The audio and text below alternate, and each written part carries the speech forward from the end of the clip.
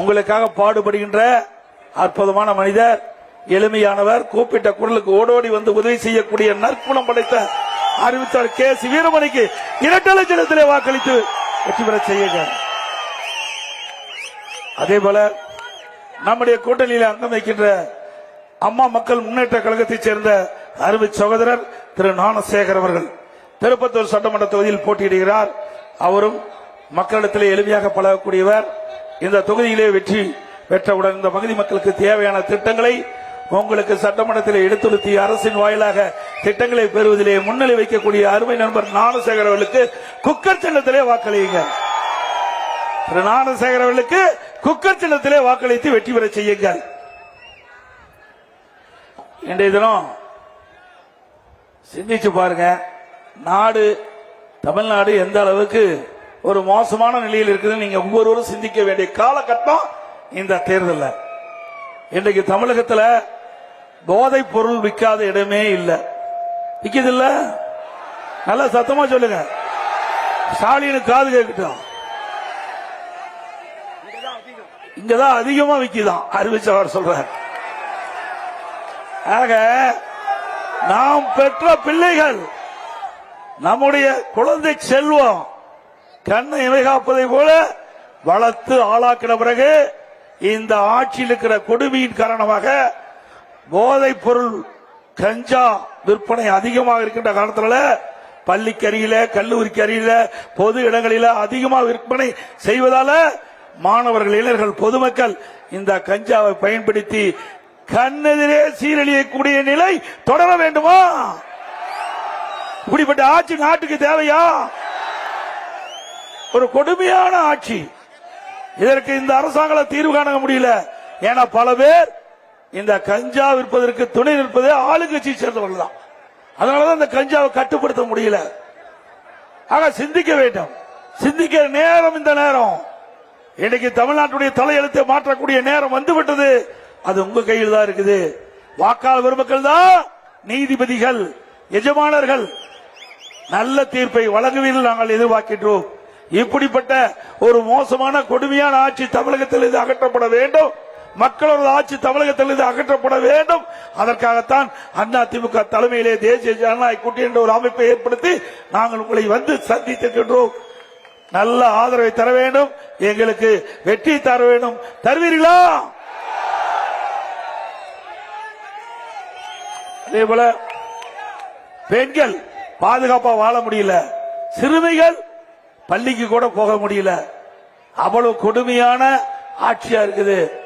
பெண்களுக்கு பாதுகாப்பு இல்ல, சிறுமிக்கு பாதுகாப்பு இல்ல, பாட்டி அம்மாவுக்கு கூட பாதுகாப்பு இல்ல. கேவலம். இந்த ஆட்சி வச்சுட்டு என்ன செய்ய முடியும்? என்ன வேற முதலமைச்சர் சொல்றாரு, மீண்டும் இவர்தான் ஆட்சிக்கு வரணுமா?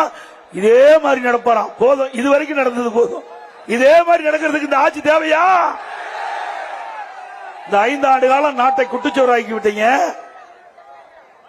ஆக இப்படி ஒரு திறமையற்ற முதலமைச்சர் நாட்டை ஆளுகின்ற காரணத்தினாலே, ஒரு பொம்மை முதலமைச்சர் நாட்டை ஆளுகின்ற காரணத்திலே இன்னைக்கு நாடு சீரழிந்து கொண்டிருக்கின்ற நிலை நாம் பார்க்கின்றோம்.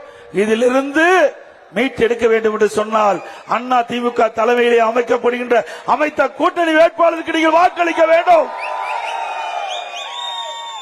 மீண்டும் தமிழகம் தலை நிமிர வேண்டும் என்று சொன்னால் அதிமுக ஆட்சி அமைக்க வேண்டும்.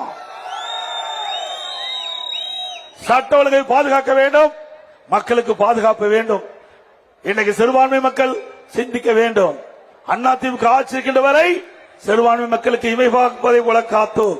இன்னைக்கு திராவிட முன்னேற்ற கழகம் ஆட்சி வந்த பிறகு ஒட்டுமொத்த மக்களுக்கு பாதுகாப்பு இல்ல. சிந்திக்க வேண்டும். சிந்திக்க வேண்டிய நேரம். சிறுபான்மை மக்கள் சிந்திக்க வேண்டும். வேண்டும் என்ற திட்டமிட்டு சிறுபான்மை மக்களை இன்றைக்கு அவர் பிடிக்கின்ற மாதிரி ஆசை வார்த்தைகளை கூறி வாக்களை பெறுவதற்காக திரு ஸ்டாலின் நாடகம் ஆடிக்கொண்டிருக்கிறார். நாங்கள் அப்படி இல்ல, வாக்குக்காக ஆட்சி செய்யல, மக்களுக்காக ஆட்சி செய்கிறோம். அதிமுக மக்களுக்காக ஆட்சி செய்கிறோம். அதிமுக 2011 2021 வரை 10 ஆண்டு காலம் சிறப்பான ஆட்சி நாட்டு மக்களுக்கு கொடுத்தோம். இன்றைக்கு எதிரிகள் கூட, எதிர்கட்சி வரிசையில் இருக்கின்றவர்கள் கூட மூக்கு மேல் விரல் வைத்து பாராட்டுகின்ற அளவுக்கு சிறப்பான ஆட்சி கொடுத்த அரசாங்கம் அண்ணா திமுக அரசாங்கம். இன்றைக்கு திமுக ஆட்சியை செய்து ஒரு குடும்ப ஆட்சி, வாரிசு அரசியல். இந்த தேர்தலில் அதுக்கு முற்றுப்புள்ளி வைப்பீர்களா? குடும்ப ஆட்சி தேவையா? வாரிசு அரசியல் தேவையா? ஆக இன்றைக்கு 4 அதிகார மையங்கள் தமிழகத்தை ஆட்டி படத்திக் கொண்டிருக்கிறது. நேற்று தினம் பாருங்க, திரு ஸ்டாலினுடைய மருமகன் சபரீஸ்வரன் அவரும் இப்ப பொது வெளியில் வந்துட்டார். 4 அதிகார மையம் தமிழகத்தை ஆட்டி படத்திக் கொண்டிருக்கிறது. ஒன்று முதலமைச்சர் ஸ்டாலின், துணை முதலமைச்சர் உதயநிதி அவர்கள், 3வது சபரீஸ்வரன் திரு ஸ்டாலினுடைய மருமகன், 4வது திரு ஸ்டாலினுடைய மனைவி துர்காம்மா. 4 பேர் தமிழகத்திலே கூறு போட்டு தமிழகத்தை ஆட்டி படத்திக் கொண்டிருக்கின்றார். இந்த தேர்தல் அதுக்கு முற்றுப்புள்ளி வைப்பீங்களா? இப்படிப்பட்ட குடும்பம் அதிகாரத்தை செலுத்துவது ஏற்றுக்கொள்ள முடியுமா? இன்றைக்கு தமிழகம் இந்த அளவுக்கு தலைகுனிவதற்கு காரணம் இந்த அதிகார மையங்கள். ஆக இந்த அதிகார மையங்கள் மூலமாக எல்லா துறைகளிலும் கொள்ளையடித்துக் கொண்டிருக்கின்ற காட்சி பார்க்கிறோம். பங்கு போட்டுட்டாங்க குடும்பத்தில் இருக்கிறது, இந்தந்த துறை இவர்களுக்குன்னு. அப்புறம் எங்க போய் நாடு வளரும்? அது மட்டுமல்ல, இன்றைக்கு 2021 சட்டமன்ற பொதுத் தேர்தலில் திராவிட முன்னேற்ற கழகத்தின் சார்பாக திமுக ஆட்சிக்கு வந்தா 525 அறிவிப்புகள் வெளியிட்டு அதை நிறைவேற்ற வேண்டும் என்று இன்றைய முதலமைச்சர் அன்றைக்கு எதிர்க்கட்சி தலைவராக இருக்கின்ற பொழுது அவர் அறிவிப்பு கொடுத்தார். நிறைவேற்றினாரா முழுசும்? அவர் அறிவிச்ச அறிவிப்புல 1/4 அறிவிப்பு கூட நிறைவேற்றல. அதில் ஒரு சிலவற்றை இந்த நேரத்தில் குறிப்பிடுவது பொருத்தமாக இருக்கின்ற கருதுகிறேன். இன்றைக்கு பெட்ரோல் டீசல் குறைக்கிறாங்களா? குறிச்சாங்களாங்க? மாதந்தோறும் கேஸ் சிலிண்டருக்கு 100 ரூபாய் மானியம் கொடுக்கறாங்களா? கொடுத்தாங்களா? 100 நாள் வேலை திட்டத்தை 150 நாளா உயர்த்தினாங்களா? கல்வி கடன் ரத்து பண்ணாங்களா? ரேஷன் கடையில் குடும்பத்திற்கு 1 கிலோ கூடுதல் சக்கரை வழங்குறாங்களா? அத்தனை ஏமாற்று வேலை தானே. ஏற்கனவே கொடுத்த அறிவிப்பை நிறைவேற்ற முடியல, புதுசா வேற அறிவிப்பு கொடுத்துட்டார். என்ன கூப்பன் கொடுக்கிறாராம்? என்ன கொடுக்கிறாரு? அந்த கூப்பன் எதுக்கு கொடுக்கிறாங்க? அந்த கூப்பன் திமுக கொடுத்து அதுல ஒரு கமிஷன் அடிக்கிறது தான் கூப்பன். திமுக எப்பொழுதுமே ஆட்சிக்கு வர போறதில்ல.